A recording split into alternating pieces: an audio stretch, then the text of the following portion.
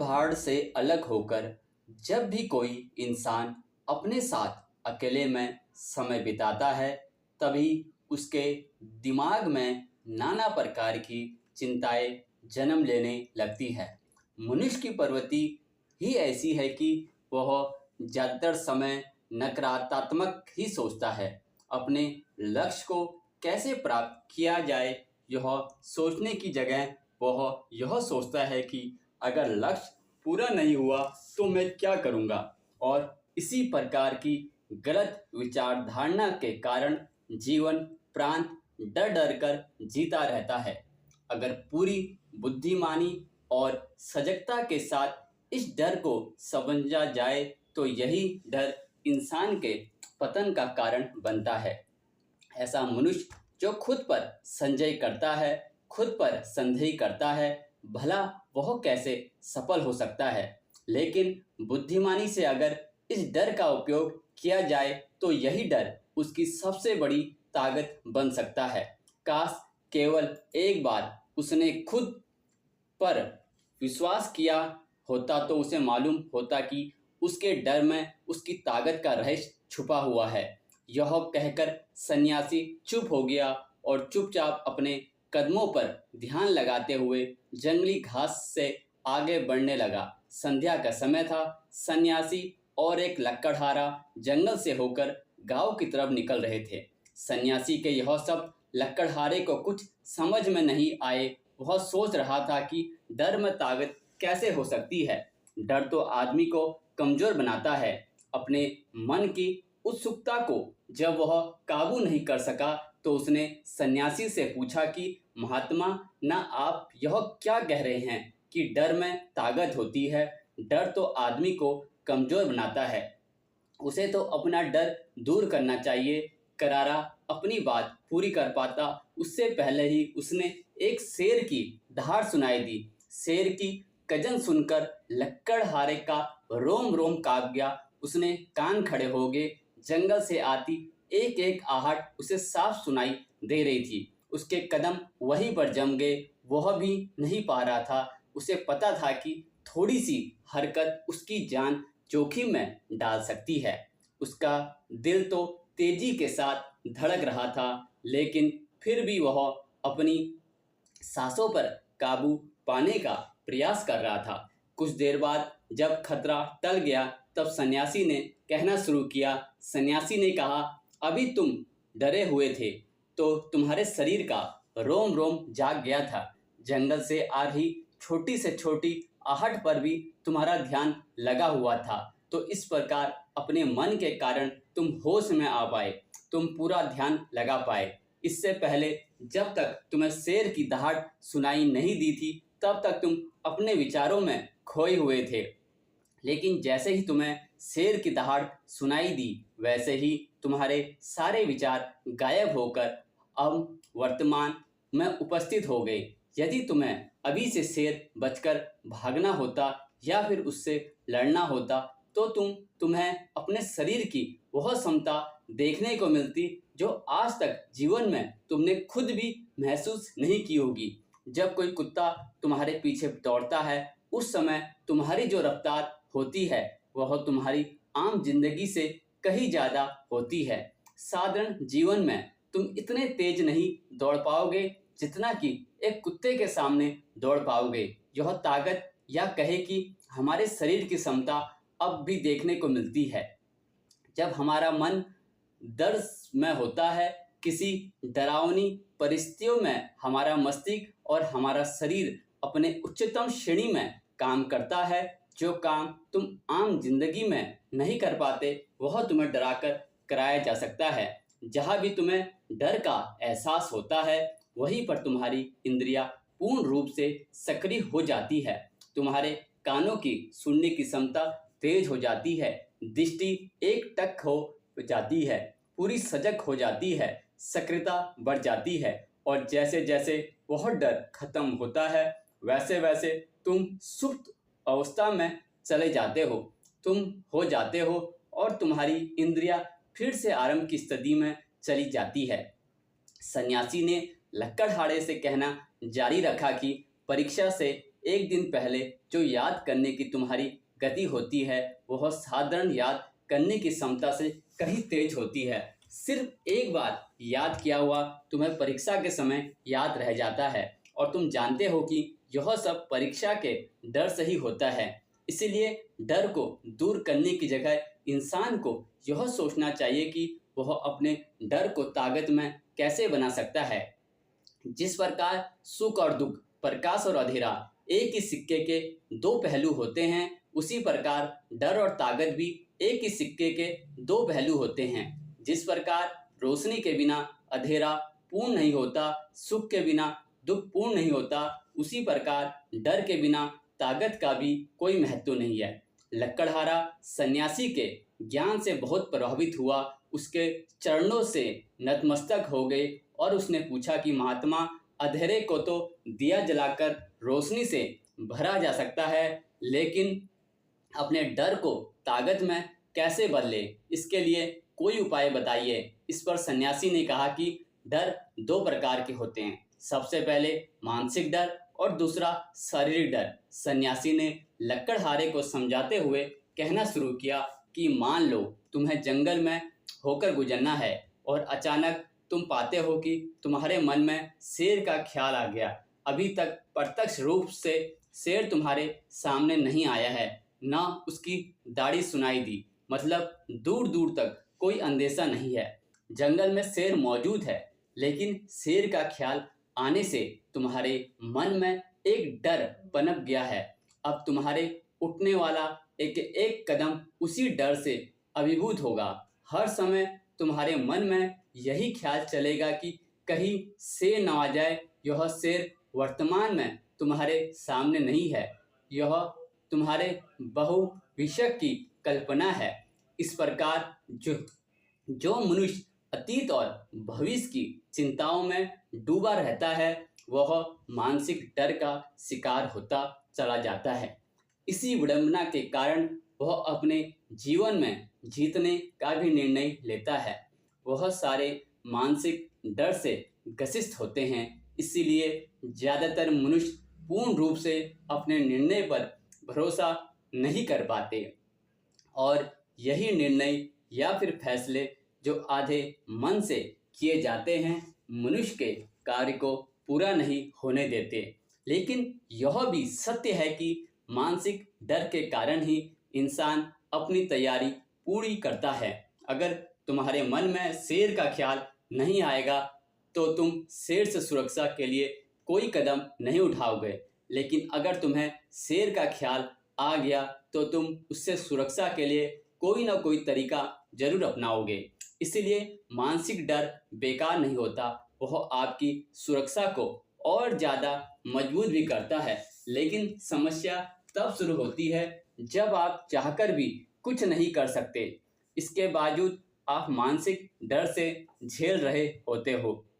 उदाहरण के लिए कुछ मनुष्य हमेशा यह सोचते रहते हैं कि उन्हें कोई बीमारी न हो जाए, कहीं उनके साथ कोई दुर्घटना घट न जाए, कहीं उनके साथ कोई धोखा न कर दे। लेकिन इन सब घटनाओं पर उनका कोई जोर नहीं होता, यह उनके हाथ में नहीं होता। अगर दुर्घटना होनी होगी तो होगी ही, अगर बीमारी होनी होगी तो होगी ही। अच्छा खान पान और अच्छी दिनचर्या का पालन करने के बाद भी अगर कोई मनुष्य बीमार हो जाता है तो यह उसके नियंत्रण के परे की बात है। अपनी तरफ से उसने पूरी कोशिश की और यह उसका कर्तव्य था, उसमें कोई कुछ क्या कर सकता है।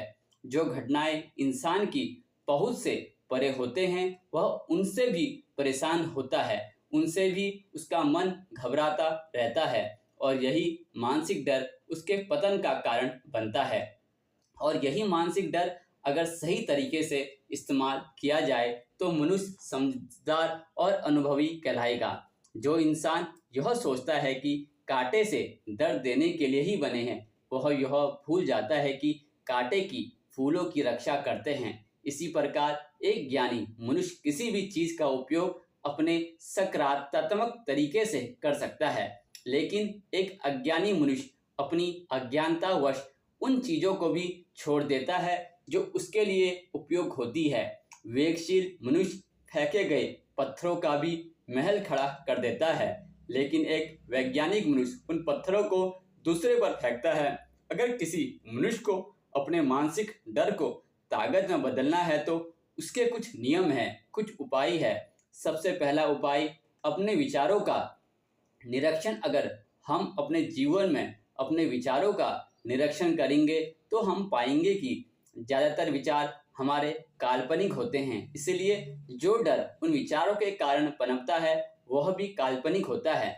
ज़्यादा सोचने वाले लोगों को जब सोचने के लिए कुछ नहीं मिलता तो वह निरर्थक बातों के बारे में सोचने लगते हैं और वह बेकार के विचार उसे तो परेशान करते ही हैं, साथ में उसके परिजनों को भी, उसके सगे संबंधियों को भी परेशान करते हैं। इसीलिए ज़्यादा सोचने वाले लोगों को यह समझना चाहिए कि मन में उठ रहे तमाम विचारों में काम के विचार कौन से हैं और बेकार के विचार कौन से हैं। जो निरर्थक विचार हो उन्हें दूर करते जाओ और जो सार्थक विचार हो उनको लेते जाओ और उनके बारे में सोचना शुरू करो। तभी तुम्हारी समस्याओं के, तुम्हारी उलझनों के उपाय निकलेंगे। मानसिक डर को दूर करने का दूसरा उपाय है उसका सामना करना। इसका मतलब यह नहीं कि तुम शेर के सामने जाकर खड़े हो, बल्कि इसका मतलब यह है कि पूर्ण सुरक्षा के साथ तुम जंगल में जा रहे हो। यदि जंगल में जाना आवश्यक है तो तुम शेर के डर से अपने घर में नहीं बैठ सकते हो। इसी प्रकार मनुष्य के जीवन में बहुत सारे डर होते हैं, जैसे कि परीक्षा का डर, लक्ष्य पाने का डर, झूठ बोलने का डर, सच के पता लग जाने का डर, अपनों को धोखा देने का डर, दुर्घटना हो जाने का डर। लेकिन जैसे जैसे मनुष्य के साथ इन डरों का सामना होता है वैसे वैसे यह डर जीवन से दूर होते चले आते हैं।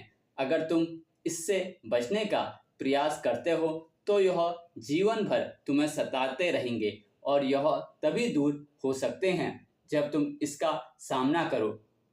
कुछ लोगों को तो दूसरे के सामने खुलकर बात करने में भी डर लगता है। ऐसे लोगों को अनजान लोगों से बात करनी चाहिए। जितना ही लोगों से बात करेंगे उतना ही उनके मन का डर दूर होता जाएगा। मानसिक डर को ताकत में बदलने का तीसरा उपाय है अपने डर को स्वीकार करना। बहुत से लोग अपने जीवन में अपने डर को स्वीकार ही नहीं कर पाते। अगर आप उनसे पूछेंगे उन्हें किस चीज़ से डर लगता है तो वह साफ इनकार कर देते हैं। उन्हें किसी चीज़ से कोई डर नहीं लगता, लेकिन दूसरों की नज़रों में ऊंचा उठने के लिए वह झूठ उन्हें बहुत महंगा पड़ता है। अगर वह अपने डर को स्वीकार करना नहीं सीखेंगे तो वह जीवन में उस डर से मुक्त नहीं हो पाएंगे। इसीलिए समझदारी इसी में है कि अपने डर को स्वीकार कर लिया जाए। अगर आपको किसी चीज़ से डर लगता है तो किसी से शर्माने या झिझक की जरूरत नहीं है। हर मनुष्य को, हर इंसान को किसी चीज़ से डर लगता है और आप पाएंगे कि जैसे ही आप अपने डर को स्वीकार करते हैं वैसे ही आपका डर खत्म होना शुरू हो जाता है। और जितना ही आप अपने डर को छुपाने की कोशिश करेंगे आपका डर उतना ही मजबूत होता चला जाता है। यह सारे तरीके तुम्हारे मानसिक डर को दूर कर सकते हैं, लेकिन शारीरिक डर को दूर करने के लिए तुम्हें दूसरे तरीके अपनाने होंगे। सबसे पहले यह समझो कि शारीरिक डर कौन सा होता है। मान लो तुम किसी जंगल से गुजर रहे हो और अचानक तुम्हारे सामने शेर आ जाता है। तुमने पहले नहीं सोचा है कि शेर तुम्हारे सामने आ सकता है, लेकिन जब वह तुम्हारे सामने आता है तुम्हारी सारी शारीरिक गतिविधियों या स्थिर हो जाती है, तुम्हारी सांसें अटक जाती है, मस्तिष्क काम करना बंद कर देता है और तुम्हारा दिल तेजी के साथ धड़कने लगता है। तो इसीलिए जब भी सोची बात हमारे साथ घटित होती है तो हमारा शरीर उस डर को महसूस कर पाता है, वही सारी डर कहलाता है। ऐसे समय में शारीरिक डर को दूर करने के कुछ उपाय है, कुछ तरीके हैं। सबसे पहला उपाय तो यही है कि अपने ऊपर संयम रखें। जब किसी मनुष्य के साथ बिना सोची बात घटती है तो सबसे पहले उसका संयम टूट जाता है और संयम टूटने के साथ उसका मस्तिष्क काम करना बंद कर देता है और इसी वजह से सोचने और समझने की प्रक्रिया रुक जाती है, क्योंकि हमारा शरीर उसी प्रकार कार्य करेगा। इस प्रकार हमारा मस्तिष्क उसे निर्देश देगा। अगर मस्तिष्क ही सोचने समझने की शक्ति खत्म होगी तो हमारा शरीर भी स्थिर हो जाता है। तो इसीलिए अगर कठिन समय में मनुष्य अपने ऊपर संयम रखता है तो उसका मस्तिष्क सही तरीके से काम करता है और वह सही निर्णय लेकर उस परिस्थिति से तत्काल बाहर आ सकता है। यहाँ पर दूसरा उपाय समझने का यह है कि जीवन में कुछ भी घटित हो सकता है। जीवन बड़ा चमत्कारी होता है, वह हमारी सोच के अनुरूप नहीं चलता, बल्कि उसमें कुछ भी हो सकता है और यही जीवन की खूबसूरती होती है। अगर आपको आज ही पता चल जाए कि आने वाले 10 साल तक अब क्या कर पाएंगे तो आपके जीवन में रुचि खत्म हो जाएगी। लेकिन अगर जीवन एक रहस्यमय किताब की तरह बना रहेगा तो आप जीवन में कभी नहीं थक पाएंगे। आपका जीवन आपको आश्चर्यचकित करता रहेगा। इसीलिए यह समझो कि जीवन में कुछ भी घटित हो सकता है, तुम्हारे सोच से परे भी घटित हो सकता है। इसीलिए कुछ हनुमान मंत्र लगा लेना। किसी सोच को लेकर सन्यासी ने अपनी बात खत्म करते हुए कहा कि इन तरीकों से तुम अपने मानसिक और शारीरिक डर को दूर कर सकते हो और आनंद से भरा हुआ जीवन जी सकते हो। एक बार एक युवक जंगल के विष पर मुक्के मार रहा था। वह बहुत जोर जोर से मुक्के मार रहा था। वह अपने मन का गुस्सा निकालने की कोशिश कर रहा था। शायद उसको किसी ने धोखा दिया था या फिर उसके साथ बहुत बुरा हुआ था, जिससे वह बहुत ज़्यादा परेशान था। उसे कहीं भी शांति नहीं मिल रही थी। वह लगातार उस विष पर मुक्का मार रहा था, जिससे उसकी अंगुलियां लहूलुहान हो चुकी थी। उसी जंगल में एक शीतल पानी का झरना था। वहां पर एक बौद्ध भिक्षु रोज संध्या के समय स्नान करने आया करते थे। उनका नित्य का नियम था। आज जब वह इस रास्ते से स्नान करने के लिए उस जंगल में आए तो उन्होंने देखा कि युवक जोर जोर से चीख रहा था, रो रहा था और लगातार उस विष पर मुक्के मारे जा रहा था। उस युवक के आसपास कोई मौजूद नहीं था। इससे उस भिक्षु को उस युवक की चिंता होने लगी। उसने सोचा कि अगर मैं इसे अनदेखा करके चला जाऊं तो कहीं यह आत्महत्या ना कर दे। लेकिन ऐसे विचार आने के बाद भी कुछ नहीं बोले। वह लगातार उस युवक की तरफ देखे जा रहे थे। कुछ देर तक तो युवक ने उस भिक्षु को भी नजरअंदाज कर दिया था, लेकिन कुछ देर बाद उसे अजीब सा लगने लगा। उसने सोचा, ना तो मुझे रोक रहा है, न ही कुछ कह रहा है, यह तो बस मुझे देखे जा रहा है। इसका क्या मतलब है? बहुत अजीब आदमी है। ऐसे ही विचार उस युवक के मन में उठने लगे। जब कुछ देर बाद भी वह भिक्षु कुछ नहीं बोला तो युवक ने अचानक उस भिक्षु से पूछा, महाशय, आप अपने रास्ते क्यों नहीं चले जाते? आपको क्या मतलब आप यहाँ रुककर मुझे देख रहे हो? भिक्षु ने बहुत शांत स्वर में कहा कि मैं तुम्हें रोक नहीं रहा हूँ, तुमसे कुछ कह नहीं रहा हूँ। तुमसे क्या परेशानी है? मेरी तरह ही यह विष पौधे और पक्षी यह सब तुम्हें देख ही रहे हैं। जब इनसे तुम्हें कोई परेशानी नहीं है तो मुझसे क्यों परेशानी है? यह सुनकर और युवक जोर से चीख कर बोला, मुझे सबसे परेशानी है, मैं सबसे नफरत करता हूँ। यहाँ पर सब धोखेबाज गद्दार लोग हैं, कोई किसी का नहीं होता इस दुनिया में। इस तरह बोलते बोलते वह फूट फूट कर रोने लगा और रोए जा रहा था और भिक्षु उसे देखे जा रहा था। वह भिक्षु उसे चुप कराने की कोशिश भी नहीं कर रहा था। यह बात तो उस युवक को और ज्यादा अजीब लगी। वह रोना बंद करके उस युवक ने सीधे होकर उस भिक्षु से कहा, आप बहुत अजीब आदमी हैं। आपके सामने कोई इंसान रो रहा है और आप उसे चुप भी नहीं करा सकते हैं। आपके मन में बिल्कुल भी संवेदना नहीं है। बहुत अजीब और कठोर हृदय वाले साधु है। आपको अपने साधु होने पर खेद होना चाहिए। और ऐसे ही ना जाने क्या क्या जली खटी बातें वह युवक उस भिक्षु को सुनाने लगा। कुछ देर बाद जब युवक का गुस्सा निकल चुका तब युवक ने बहुत ही शांत स्वर में कहा कि आज मैं तुम्हें कंधा दे सकता हूँ, तुम्हारे आंसू भी पोंछ सकता हूँ, लेकिन इससे तुम्हारी समस्या का समाधान नहीं होगा। कुछ देर के लिए ही तुम्हारा मन शांत हो जाएगा। उसके बाद फिर वह जिंदगी, वही लोग जो तुम्हें आज कंधा देने के लिए तुम्हारे पास नहीं है, फिर से तुम उसी जिंदगी में लौट जाओगे। कोई तुम्हें धोखा देगा, कोई तुम्हारा फायदा उठाएगा और तुम अपने मन को ऐसे ही तकलीफ पहुंचाते रहोगे। जो आंसू पोंछने की बजाय तुमसे मुझसे कुछ ज्ञान की बातें जान लेना चाहिए, जिससे तुम्हें जीवन में कोई भी धोखा न दे, तुम्हारी अच्छाई का कोई भी फायदा न उठा सके। याद रखना, आंसू पोंछने वाले तो तुम्हें बहुत मिल जाएंगे, लेकिन ध्यान और सही समझ देने वाले कभी कभी कोई इंसान मिलता है।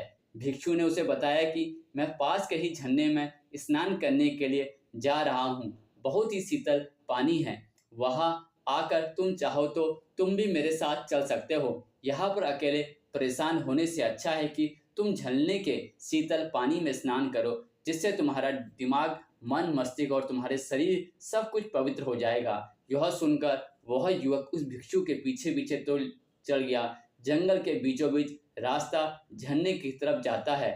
जंगल में सन्नाटा छाया हुआ था, उसके पैर तले सूखे पत्तों की चरमरा की आवाज पूरे जंगल में गूंज रही थी। आज पूर्णिमा की रात थी और आसमान में चाँद अपनी उजली रोशनी उस जंगल में फेंक रहा था। उस रोशनी में दोनों उस झरने की तरफ चले जा रहे थे। रास्ते में चलते चलते उस युवक ने उस भिक्षु से कहा, महात्मा, आपकी जिंदगी मस्त है, आपको किसी चीज की कोई परेशानी नहीं है। आपको पता है कि दुनिया में कैसे कैसे लोग रहते हैं, कितने धोखेबाज, कितने मक्कार, और सबसे महत्वपूर्ण बात, अपने लोग ही धोखा देते हैं, जिससे हम प्रेम करते हैं, जिनको हम अपना मानते हैं। जब उन्हीं से धोखा मिलता है तो कैसा महसूस होता है। कभी कभी तो लगता है कि भोले और दयालु लोगों के लिए यह दुनिया नहीं बनी है, यह धोखेबाज के लिए है, मक्कार के लिए है। वही यहाँ पर फलते फूलते हैं, वही आनंद से जीते हैं, और हमारे जैसे लोग तो दूसरे की सहायता करते हैं, दूसरों को अपना मानते हैं, वह हमेशा जीवन भर दुख में रहते हैं। यही जीवन की सत्यता है और यही संसार है, जिससे हमें रोज घुट घुट कर मरना होता है। गुरुदेव, आपने सही किया, ऐसी जिंदगी को त्याग दिया, पीछे रहने दिया। अब बस अपने में मस्त, किसी से कोई परेशानी नहीं है, किसी की कोई चिंता नहीं है। मैं सोचता हूँ कि मैं भी संन्यास ले लूँ। यह सुनकर उस भिक्षु ने कहा कि तुम्हें क्या लगता है, सन्यासी जीवन बहुत आसान होता है? भिक्षु ने बहुत शांत स्वर में कहा कि तुम्हें 2 वक्त की रोटी तो शांति से मिल जाती है, हमें तो कभी कभी वह भी नसीब नहीं होती। अगर भिक्षा मिल जाती है तो हम खा लेते हैं, वरना हमें भूखा ही सोना पड़ता है। यही हमारी सन्यासी जीवन है, हमें हमेशा नीचे सोना रहता है, सिर्फ एक लंगोट में रहना होता है, चाहे कैसा भी मौसम क्यों न हो। यह सब तुम्हें आसान लगता है तो तुम भी सन्यासी बन जाओ। युवक ने कहा कि आप कहते तो ठीक है, संघर्ष तो दोनों तरफ है, सांस्कारिक जीवन में भी और सन्यासी जीवन में भी। वैसे सांसारिक जीवन भी अच्छा है, लेकिन जब तक घर परिवार में सुख शांति बने रहे, धोखा न मिले, हमारे लोग हमारा फायदा न उठाए, हमसे झूठ न बोले, हमें धोखा न दे, तब तो जीवन जीने का आनंद होता है, वरना जीवन नर्क हो जाता है। भिक्षु ने कहा, संन्यास अपने मन से लिया जाता है। जब हमारा मन कहता है हमें संन्यास के लिए मार्ग पर सफलता हासिल करनी है, आगे जाना है, तो यह सन्यासी जीवन सफल हो जाता है। लेकिन तुम अपने घर से परेशान होकर, दूसरे लोगों से परेशान होकर सन्यासी बनना चाहते हो तो तुम्हारी सन्यासी जीवन भी कभी सफल नहीं होगा। इससे अच्छा है कि तुम सांस्कारिक जीवन में अगर कुछ तरीके, कुछ नियम अपना लो, दूसरे लोगों को तुम्हें धोखा नहीं दे पाएंगे। सबसे पहले तो यह समझो कि धोखा उन्हें ही मिलता है जो भावनात्मक रूप से कमजोर होते हैं, जिनका दिल जल्दी पिघल जाता है, जो दूसरों को दुख में नहीं देख पाते। ऐसे लोगों के साथ धोखे होने की संभावना ज़्यादा होती है, क्योंकि कोई भी आदमी अपनी परेशानी बताकर, अपने आप को दुख में बताकर तुम्हारा फायदा उठा सकता है। क्या पता वह झूठ बोल रहा हो, वह दुखी होने का अभिनय कर रहा हो, लेकिन आपको तो सच ही लगेगा और उसके कुछ समय बाद आपको पता चलेगा कि आपके साथ धोखा हो गया है। उसके बाद आपका मन अंदर से टूट जाता है। इसीलिए सबसे पहली बात ध्यान रखना कि किसी भी व्यक्ति को यह एहसास मत होने दो कि तुम भावनात्मक रूप से कमज़ोर हो, अंदर से तुम्हारा दिल नरम है, अगर उन्हें यह कमज़ोरी आपकी पता चल गई तो वह कोई न कोई जाल रचकर आपका फ़ायदा उठाने की ज़रूर कोशिश करेंगे। चाहे आप अंदर से संवेदनशील हो, दूसरों की मदद करने वाले हो, लेकिन किसी को एहसास मत होने दो, ऊपर से कठोर बने रहो। जब लोगों को लगेगा कि इससे कुछ बोलने का फ़ायदा नहीं है, यह आदमी कठोर है, नहीं पिघलने का, खुद ही खुद वह लोग जो झूठे हैं वो आपके पास आएंगे ही नहीं, उन्हें चुनेंगे जो आपके आसान शिकार होंगे। दूसरी बात यह है कि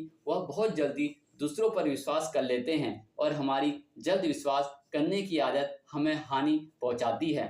2 दिन तुम्हें किसी से मिले ही नहीं होते हैं तो और तुम एक दूसरे को जानते हो, एक दूसरे पर पूरा भरोसा करने लग जाते हो और यह भरोसा तीसरे दिन टूट जाता है और फिर तुम्हें धोखा मिलता है और फिर तुम परेशान होते हो। इसीलिए समय दो, किसी भी चीज़ को, किसी भी रिश्ते को आगे ले जाने का ये समय की ज़रूरत होती है। समय के साथ तुम्हें सामने वाले इंसान की अच्छाई और बुराई पता चलती है। तुम्हें पूर्ण रूप से पता चलता है कि इंसान वास्तव में कैसा है, अच्छा है या बुरा है, और कुछ समय देने के बाद ही होता है। इसीलिए जल्दी किसी पर विश्वास मत करो।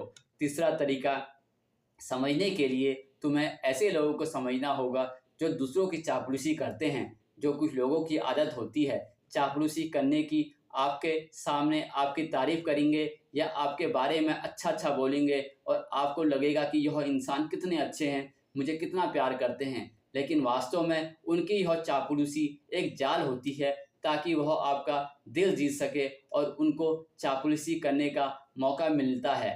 जब आपने दिखावा करते हैं, अगर आप उनकी चापलूसी से प्रभावित ही नहीं होंगे तो कुछ समय बाद वह चापलूसी करना बंद कर देंगे। इसीलिए किसी के सामने दिखावा मत करो, वरना आप तो आकर्षण के केंद्र बन जाते हो। लोगों को लगता है कि शायद इसके पास बहुत ज़्यादा धन संपदा है, इसीलिए इतना दिखावा कर रहा है और इसी वजह से लोग आपका फ़ायदा उठाना चाहेंगे। वह आपके करीब आने की कोशिश करेंगे, आपसे चापलूसी करने की कोशिश करेंगे। अगला नियम बताते हैं कि भिक्षु ने झरने की तरफ इशारा किया, वह झरने के पास पहुंच चुके थे। युवक को भी एहसास हो चुका था क्योंकि वहां पर ठंडी ठंडी हवा चल रही थी। झरने की तरफ जाते ही भिक्षु ने कहा कि सांसारिक जीवन में एक बात समझने की यह होती है कि हम जिसकी सहायता कर रहे हैं, चाहे किसी भी रूप में, धन से, शारीरिक रूप से या जिस भी अवस्था में हम किसी की सहायता कर रहे हैं, हमें यह ख्याल रखना चाहिए कि सामने वाला वापस कभी भविष्य में हमारी सहायता करने योग्य है कि नहीं है। अगर किसी को पैसा उधार दे रहे हैं तो यह समझो कि उसके पास आय का कोई साधन है कि नहीं है। कल भविष्य में वह तुम्हें वापस कर पाएगा या नहीं कर पाएगा। अगर वह नहीं करेगा तो तुम्हें तकलीफ होगी, तुम्हें दुख होगा। ऐसे तो इंसान करुणा बस भिखारियों को भीख देता है, लेकिन वह गलत नहीं है, क्योंकि जो भी पैसा अपने सामने वालों को दिया है उससे आपके ऊपर कोई ज़्यादा प्रभाव नहीं डालेगा। अगर वह आपको वापस भी नहीं लौटाए तो अगर किसी ऐसे इंसान को पैसा देना है जो कभी वापस नहीं लौटा पाएगा तो उतना ही दे देना चाहिए जिससे तुम्हारे ऊपर ज़्यादा दबाव न बने। अगर वह वापस भी ना कर सके तो तुम्हें दुख ना पहुँचे। अब तक वह दोनों झरने पर पहुँच चुके थे। दोनों ने अपने वस्त्र उतारकर उस शीतल पानी में कूद गए। पानी ठंडा था। उन दोनों की सारी थकान और उदासी पल भर में ही दूर हो गई। स्नान कर लेने के बाद दोनों उस झरने के सामने एक वृक्ष के नीचे बैठकर बातें करने लगे। भिक्षु ने उसे आगे समझाते हुए कहा, शुरुआत में लोगों को नज़रअंदाज करना सीखो। जब तुम किसी को शुरुआत में नज़रअंदाज करते हो, जो भी लोग किसी लालच की वजह से तुम्हारे पास चिपक रहे थे, उनकी छटनी हो जाएगी। जब तुम उनको नज़रअंदाज करोगे तब 1-2 बार लोग तुम्हारे पास आने की कोशिश करेंगे। उसके बाद वह तुमसे दूरियां बना लेंगे। जो आदमी तुम्हारी इंसानियत, तुम्हारी अच्छाई देखकर तुम्हारे पास आएगा, वह नज़रअंदाज करने के बावजूद भी तुम्हारे करीब ही बना रहेगा। और यही तो एक अच्छे इंसान की पहचान होती है। जो हमारे अपने होते हैं उनसे हम तत्काल भी करते हैं, कला भी कर लेते हैं, उसके बावजूद भी वह हमारी बातों का बुरा नहीं मानते, चाहे कुछ ही समय के लिए वह हमसे नाराज रहे, लेकिन कुछ समय बाद फिर से हम सब एक हो जाते हैं। यही तो घर परिवार का मतलब होता है, यही तो अपनों का मतलब होता है। इसलिए शुरुआत में अनजान लोगों को नज़रअंदाज करना सीखो, इग्नोर करना सीखो, ताकि धोखेबाज मक्कार लोग तुम्हारे करीब ही ना आ पाए। अपने इस वार्तालाप को ख़त्म करते हुए भिक्षु ने अपनी आखिरी और पांचवी बात बताते हुए कहा कि यह आखिरी सीख सबसे ज़्यादा महत्वपूर्ण है। सब कुछ होने के बाद भी तुम्हें धोखे मिल सकते हैं, लेकिन तुम अगर अपनी आँख और कान और अपना दिमाग खोल कर रखते हो, अगर तुम होश में रहोगे, ध्यान करोगे, तुम इस इंसान की आंखें देखते ही समझ जाओगे कि तुम्हें क्या चाहिए। तुम उसकी इच्छा और उसका स्वभाव उसकी आंखों में ही देख सकते हो। लोगों की आंखों में, उनकी वाणी में, उनके स्वभाव में उनका सब कुछ दिखाई देता है। बस हम ही अपनी आंखें महक कर रखते हैं। दूसरे लोगों ने जानो, उनके रिश्तेदारों से जानो, उसके परिवार वालों से जानो कि वह इंसान कैसा है, दूसरों के साथ उसका व्यवहार कैसा है, उसकी जांच करो। जब किसी पर विश्वास करो, ऐसे ही किसी पर विश्वास मत करना। अगर तुम किसी के साथ लंबे समय तक भरोसा करना चाहते हो, तो किसी के साथ कोई संबंध बनाना चाहते हो, तो कोई दोस्ती करना चाहते हो या किसी की मदद करना चाहते हो, तो इन सब परिस्थितियों के बारे में तुम्हें जरूर पता होना चाहिए कि दूसरे लोग उस इंसान के बारे में क्या सोचते हैं। इसके बाद तुम जीवन में कभी भी धोखा नहीं खा पाओगे और तुम्हें कभी भी धोखे की वजह से पछताना नहीं होगा। इसी तरह की बातें करते हुए भिक्षु और वह युवक दोनों जंगल से बाहर आ गए और अपने अपने घर को चले गए। भगवान शिव नंदी से कहते हैं, यह कथा को पूरा सुने और आधा अधूरा छोड़ के जाने की गलती ना करे। बहुत समय पहले की बात है, एक छोटा सा गांव था। उस गांव में दो भाई रहा करते थे। बड़ा भाई अंधा था, जिसके कारण वह हमेशा घर पर ही बैठा रहता था और छोटा भाई खेतों पर कार्य किया करता था। लेकिन खेतों में अधिक जानवर आने से पूरी फसल नष्ट हो जाती थी, जिस कारण छोटा भाई बहुत परेशान हो चुका था। तभी उसे एक तरकीब सूझी। एक दिन उसने सोचा, खेतों में इन जानवरों को भगाने के लिए क्यों ना मैं अपने बड़े भाई की मदद लूं। वैसे भी बड़ा भाई अंधे, अगर वह खेत में बैठे रहेंगे और जानवरों की आहट आने पर वह उन्हें जोर से चिल्लाकर भगा सकते हैं, जिससे हमारी फसलें बच सकती है। इसीलिए उन्हें मैं खेत में बिठा देता हूँ। यह सब विचार करने के बाद उसने अपने खेत में एक छोटी सी झोपड़ी तैयार की और अपने अंधे भाई को उस खेत में बैठा दिया और उसने कहा, भैया, यदि कोई जानवर की आहट आपको सुनाई दे तो आप जोर जोर से चिल्लाना। यह सुनकर वह जानवर यहाँ से भाग जाएंगे और हमारी फसल नष्ट होने से बच जाएगी। बड़ा भाई अपने छोटे भाई की बात मान लेता है और उस दिन से खेत में ही रहना शुरू करता है। जब भी किसी जानवर की आहट उसे सुनाई देती है, वह तुरंत जोर जोर से चिल्लाना शुरू करता है, जिससे वह जानवर उसके खेतों से भाग जाते हैं। ऐसा करते करते कई दिन बीत चुके थे। तभी एक दिन उसके खेत में एक हिरण भागता हुआ आता है और वह खेतों के बाँध को तोड़कर वहां से भाग गया। लेकिन उस हिरण का पीछा करते हुए एक राजा भी उस खेत में आ पहुंचा था। तभी राजा की नज़र उस अंधे भाई पर पड़ती है। राजा उस व्यक्ति से कहता है, देखो, मैं यहाँ पर एक जानवरों का पीछा करते हुए आया हूँ, क्या तुमने उस जानवरों को यहाँ पर देखा है? इस पर वह व्यक्ति कहता है, हे राजन, मैं तो अंधा हूँ, मैं भला किसी जानवर को कैसे देख सकता हूँ, लेकिन मैं आपको इतना जरूर बता सकता हूँ कि जो जानवर मेरे खेत से होकर भागा है वह आपके लायक नहीं है। आप उसके पीछे अपना समय यूं ही व्यर्थ न करें। राजा उस अंधे व्यक्ति की बात सुनकर बड़ा अचरज में पड़ गया। वह सोचने लगा कि आखिर यह तो अंधा है, फिर इसको कैसे पता कि जिस हिरण को मैं तलाश कर रहा हूँ वह हिरण मेरे लायक ही नहीं है। वह अंधा व्यक्ति मुझे कैसे बता सकता है?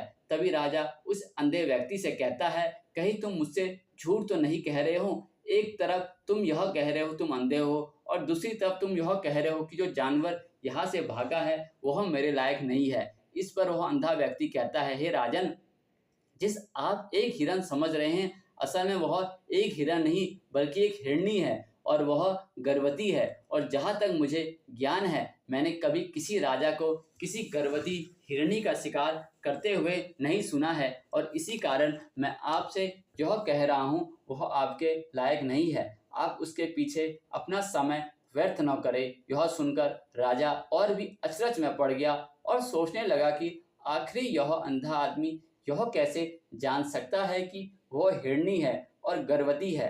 राजा कुछ देर सोच विचार करने के बाद अपने सेनापति से कहता है कि सेनापति जी, मुझे वह जानवर जिंदा चाहिए, क्योंकि मुझे यह पता करना है क्या यह हिरनी है और क्या यह गर्भवती है, क्योंकि यह अंधा आदमी बहुत विश्वास के साथ कह रहा है और मुझे इस बात की पुष्टि करनी है। यदि वह हिरनी हुई और गर्भवती हुई तो वह हमारे शिकार के लायक नहीं है, क्योंकि हम तो एक हिरन का पीछा कर रहे हैं। इसलिए जाओ और पता करो क्या वह हिरनी है। सेनापति राजा से आज्ञा लेकर आगे की ओर बढ़ चला। कुछ देर बाद जब वो वापस लौटकर आता है तो वह राजा को कहता है, राजन, इस अंधे आदमी ने तो जो बातें कही है वह बिल्कुल सही है। वह एक हिरनी है और वह गर्भवती है। यह सुनकर राजा आश्चर्यचकित रह गया और उसे समझ नहीं आ रहा था कि आखिरी अंधा आदमी कैसे पता कर सकता है कि वह जानवर एक हिरनी है और तो और वह गर्भवती है। भला एक अंधा आदमी यह कैसे देख सकता है, यह कैसे जान सकता है? आखिरी इससे यह कैसे पता चला कि ऐसे सारे प्रश्न जब राजा के मन में उमड़ने लगे तब राजा ने यह ठान लिया कि मुझे इस बात तक पहुंचना है कि आखिर यह अंधा आदमी कैसे जानता है वह जानवर एक हिरनी है। यह सोचकर राजा उस अंधे आदमी के पास जाता है और उस अंधे आदमी से कहता है, देखो, मैं यह तो नहीं जानता कि तुम सचमुच अंधे हो या नहीं, लेकिन मैं तुमसे एक बात जानने आया हूँ। क्या तुम मेरे एक सवाल का सही सही जवाब दोगे? इस पर अंधा व्यक्ति कहता है, हे राजन, आप जो कुछ पूछना चाहते हो मुझसे पूछ सकते हो, मैं आपको बिल्कुल सच सच जवाब दूंगा। इस पर राजा कहता है, देखो, एक तो तुम कहते हो कि तुम अंधे हो, दूसरी तरफ तुमने यह बता दिया कि जिस जानवर का पीछा मैं कर रहा था वह एक हिरनी है और तो और वह गर्भवती भी है। आखिर तुम्हें यह कैसे पता चला कि तुम्हारे खेत में और भी जानवर आते होंगे और तो जानवर यहाँ से गुजरते होंगे? फिर तुमने यह कैसे अंदाजा लगाया कि वह अंधा व्यक्ति राजा से कहता है, राजन, आप जिस हिरनी का पीछा कर रहे थे वह हिरनी जब भी मेरे खेत में आई उसकी रफ्तार, उसके भागने की आहट से मुझे यह एहसास हो चुका था कि यह हिरनी है और मेरे खेत में जो बाध है वह बहुत छोटी है, उसकी ऊंचाई ज़्यादा नहीं है। यदि कोई हिरण होता तो उस बात को बड़ी आसानी से लांघ जाता, लेकिन वह हिरनी इस बात को तोड़कर भागी है और यदि वह इस बात को छलांग लगाकर पार करने के प्रयास करती तो इससे उसके बच्चे को खतरा होता, और इसी बात से मैंने यह पता लगाया कि वह गर्भवती है। इसी कारण वह ज़्यादा ऊंची छलांग लगाकर मेरे खेत की बात को तोड़ते हुए भाग गई। इस पर राजा के मन में एक और प्रश्न उठा कि राजा ने कहा, किंतु तुम्हें कैसे पता चला कि वह एक हिरनी ही है और भी कोई जानवर यहाँ पर आ सकता है? इस पर अंधा व्यक्ति कहता है, हे राजन, मैं पूरा दिन सुबह शाम यहीं पर बैठा रहता हूँ और मेरी सुनने की शक्ति बहुत तेज है। मैं भाप सकता हूँ कि कौन सा जानवर मेरे खेत में आया है और उसी के आधार पर मैं जोर जोर से चिल्लाता हूँ ताकि वह मेरे खेत से भाग जाए और मेरे खेत की फसलों को नष्ट न करे। राजा उस अंधे आदमी को यह जवाब सुनकर पूरी तरह से संतुष्ट हो चुका था। वह मन ही मन यह सोच रहा था कि आदमी भले ही अंधा हो लेकिन यह तो बड़ा ज्ञानी मालूम होता है, इस आदमी से कुछ न कुछ काम निकालना ही चाहिए। यह विचार लिए हुए राजा वहां से वापस अपने महल की ओर लौट जाता है। राजमहल पहुंचते ही राजा उस अंधे व्यक्ति से कहता है, आप तो बड़े ज्ञानी व्यक्ति हैं, आप किसी भी बात का पता बड़ी आसानी से लगा लेते हैं। आज मैंने आपको यहाँ पर इसलिए बुलाया है क्योंकि मैं आपसे यह जानना चाहता हूँ कि मेरी पत्नी पतिव्रता है या नहीं। इस पर वह अंधा व्यक्ति कहता है, राजन, यह कैसा प्रश्न हुआ?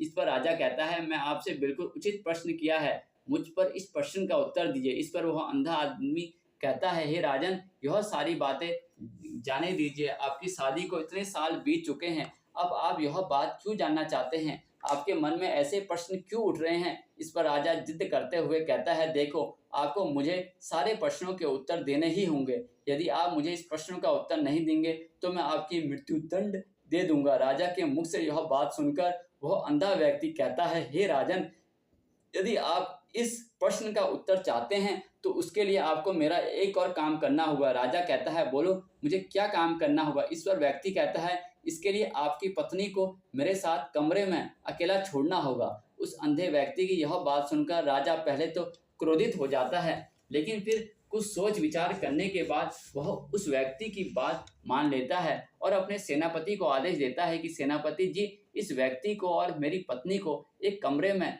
कुछ देर के लिए अकेला छोड़ दो। सेनापति बिल्कुल वैसा ही करता है। जब राजा की पत्नी और अंधा आदमी एक कमरे में बंद हो चुके थे, तभी वह अंधा आदमी राजा की पत्नी से कहता है, मुझे आपको छूना है। इस बात पर रानी अत्यधिक क्रोधित हो जाती है और उस अंधे आदमी को पकड़ पकड़ कर पीटने लगती है, कभी हाथों से तो कभी लातों से, कई पटक पटक कर इस तरह उस अंधे आदमी को खूब पिटाई करती है। इसके बाद किसी तरह वह अंधा आदमी अपनी जान बचाकर वहां से भाग निकलता है और राजा के पास पहुंचता है और वो राजा से कहता है, हे राजन, आपकी पत्नी पतिव्रता नहीं है। यह बात सुनकर राजा अत्यधिक क्रोधित हो उठता है और राजा अपनी तलवार निकालकर सीधा अपनी पत्नी की ओर जाता है और क्रोधित होकर वह अपनी रानी से कहता है, रानी जी, आज मैं जो भी सवाल आपसे करूंगा, क्या आप मुझे सच सच जवाब दोगे? यदि आपने एक शब्द भी झूठ कहा तो मैं आपको अभी से धड़ से आपका सिर अलग कर दूंगा।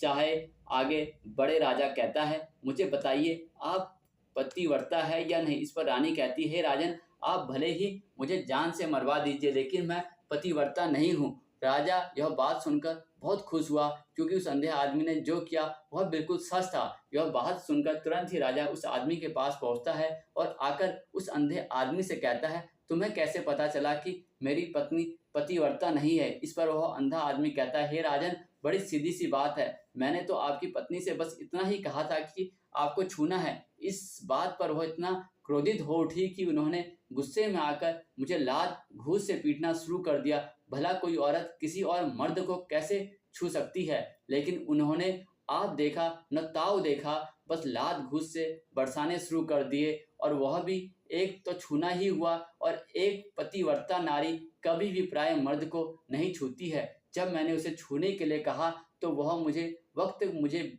मना कर सकती थी, लेकिन उन्होंने तो मुझे पीटना शुरू कर दिया और देखते ही देखते उन्होंने मेरे पूरे शरीर को छू लिया। अब आप ही बताइए, एक स्त्री भला पतिव्रता कैसे हो सकती है? पर राजा कहता है, तुम तो बड़े ज्ञानी मालूम पड़ते हो। अच्छा ठीक है, चलो तुम मेरे साथ एक प्रश्न का जवाब दो। यदि तुम मुझे एक प्रश्न का सही सही जवाब दे दिया तो मैं तुम्हें यहाँ से जान दूंगा। और राजा उस अंधे आदमी से कहता है, तुम मुझे यह बताओ कि मैं सच में तुम्हारे पिताजी का बेटा हूँ या फिर किसी और का? इस पर वह अंधा आदमी भी कहता है, हे राजन, इस बात से आपका क्या लेना देना? आप किसी की भी औलाद हो, आखिर में आप है तो इस राज्य के राजा, इसीलिए इस प्रश्न को जाने दीजिए। लेकिन राजा कहता है, नहीं नहीं, मुझे इस प्रश्न का सही सही जवाब चाहिए, अन्यथा यह प्रश्न मुझे हमेशा परेशान करते रहेगा, इसलिए मैं इसका सही सही जवाब जानना चाहता हूँ। यदि तुम इसका सही सही जवाब दे दो तो यहाँ से जा सकते हो, मैं तुम्हें नहीं रोकूंगा। इस पर वह अंधा आदमी कहता है, हे राजन, इसके लिए तो मुझे आपके माँ के पास ही जाने के लिए कोई आवश्यकता नहीं है। मैं आपको अभी यह बता सकता हूँ कि आप किसकी औलाद है, लेकिन इससे पहले मैं चाहता हूँ कि मुझे एक वादा करो कि आप मुझ पर क्रोधित नहीं